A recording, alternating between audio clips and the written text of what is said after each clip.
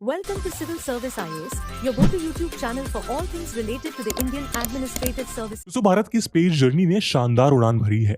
किसी वक्त साइकिल और बैलगाड़ी से अपना स्पेस ट्रैवल स्टार्ट करने वाला भारत आज मून और मार्स पर पहुंच रहा है। वहीं रिसेंटली हमने सन को क्लोजली स्टडी करने के लिए आदित्य L1 मिशन लॉन्च किया।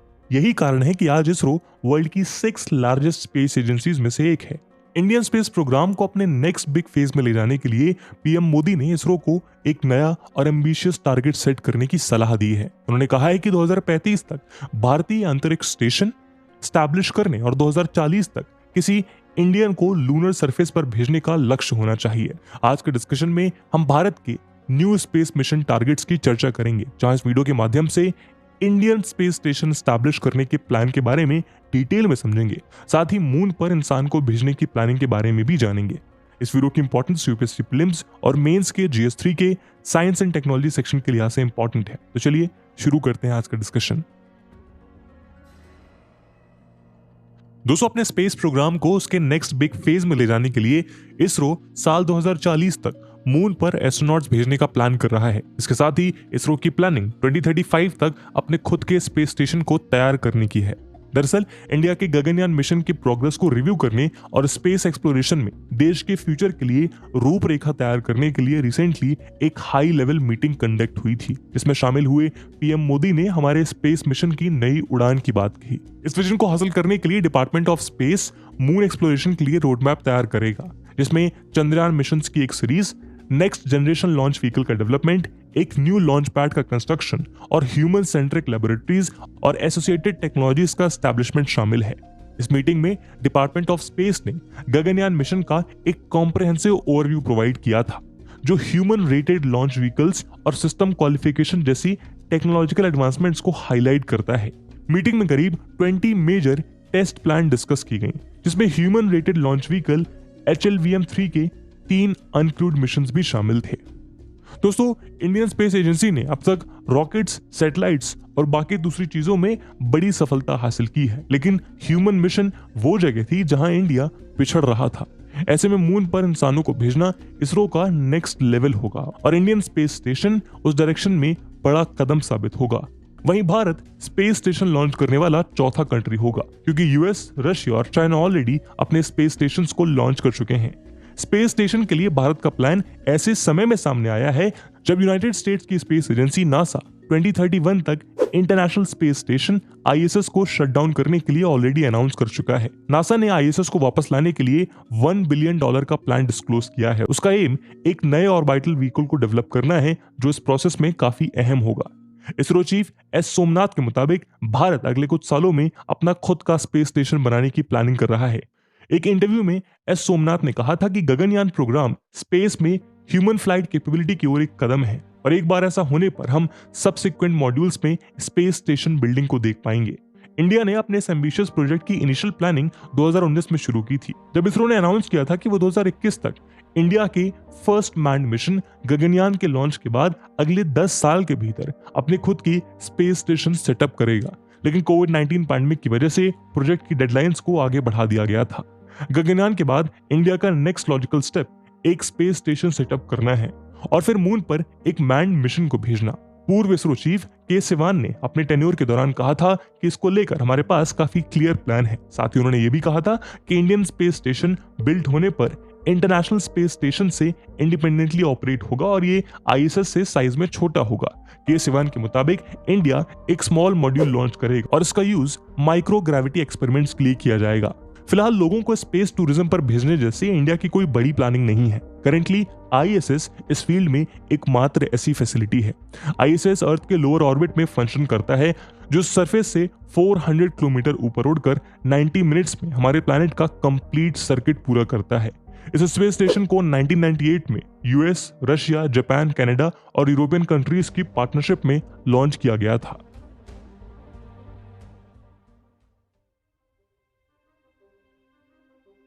दोस्तों, लो अर्थ ऑर्बिट LEO में ह्यूमन क्रू को सेफली ऑर्बिट करने के बाद एक स्पेस स्टेशन का कंस्ट्रक्शन एक नेचुरल प्रोग्रेशन है, जिसे कई एडवांस स्पेस फेयरिंग कंट्रीज ने अपनी स्पेस कैपेबिलिटीज को एक्सपैंड करने के लिए अपनाया है।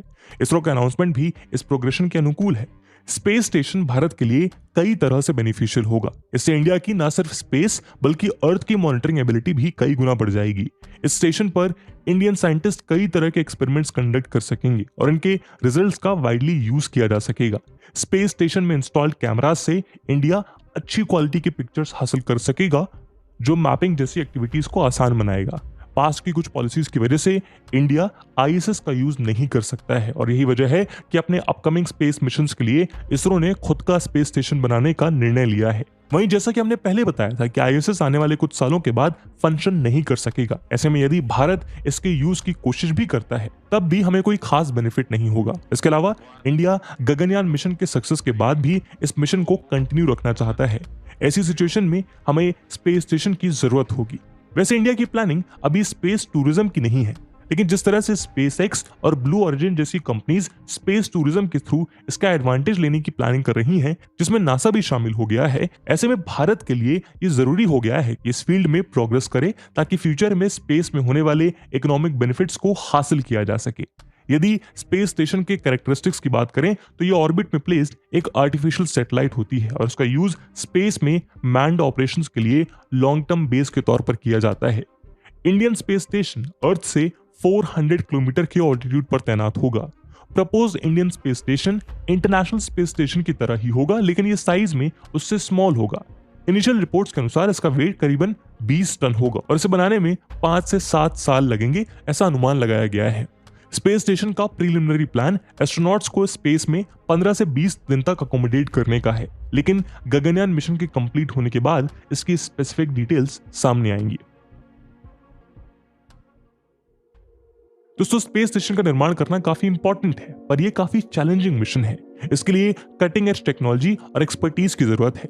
इंडिया ने सैटेलाइट डेवलपमेंट में दुनिया में अपनी काबिलियत और ताकत का लोहा मनवाया है, लेकिन स्पेस स्टेशन की कंस्ट्रक्शन और उसके मेंटेनेंस के लिए completely different set of skills की जरूरत होगी।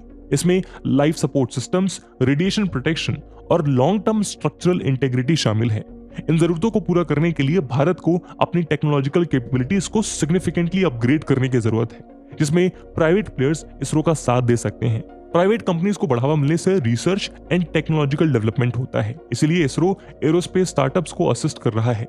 वहीं फाइनेंशियल एस्पेक्ट भी इस राह में इसरो के लिए एक मोस्ट हर्डल हो सकता है, क्योंकि स्पेस स्टेशन एक कॉस्टली प्रोजेक्ट है और इसके लिए सब्सटेंशियल बजट की जरूरत होगी।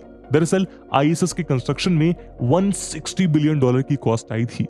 वैसे इंडिया का स्पेस स्टेशन साइज में आईएसएस से छोटा होगा, बावजूद इसके सरकार को इस पर बड़ी रकम खर्च करनी होगी। इसके लिए भारत को एडिक्वेट फंडिंग इंश्योर करने के लिए इंटरनेशनल कोलैबोरेशंस एक्सप्लोर करने होंगे और प्राइवेट सेक्टर को भी इन्वॉल्व करना होगा। इसके अलावा भारत ने रोबोटिक मिशंस में सिग्निफिकेंट सक्सेस हासिल की है, लेकिन ह्यूमन स्पेस फ्लाइट में हमारे पास एक्सपीरियंस की कमी है। स्पेस स्टेशन के निर्माण और उसके ऑपरेशन के लिए एस्ट्रोनॉट्स के लिए एक वेल ट्रेन्ड टीम की जरूरत है। इंडिया को space flight programs, astronaut training और क्रूड मिशंस के लिए नेसेसरी इंफ्रास्ट्रक्चर डेवलपमेंट में भी इन्वेस्टमेंट की जरूरत होगी। इन सभी चैलेंजेस के बावजूद उम्मीद की जा रही है कि भारत तमाम ऑब्स्टिकल्स को पार करते हुए अपने लक्ष्य को हासिल करने में कामयाब होगा और एक बार फिर से स्पेस सेक्टर में अपना परचम लहराएगा।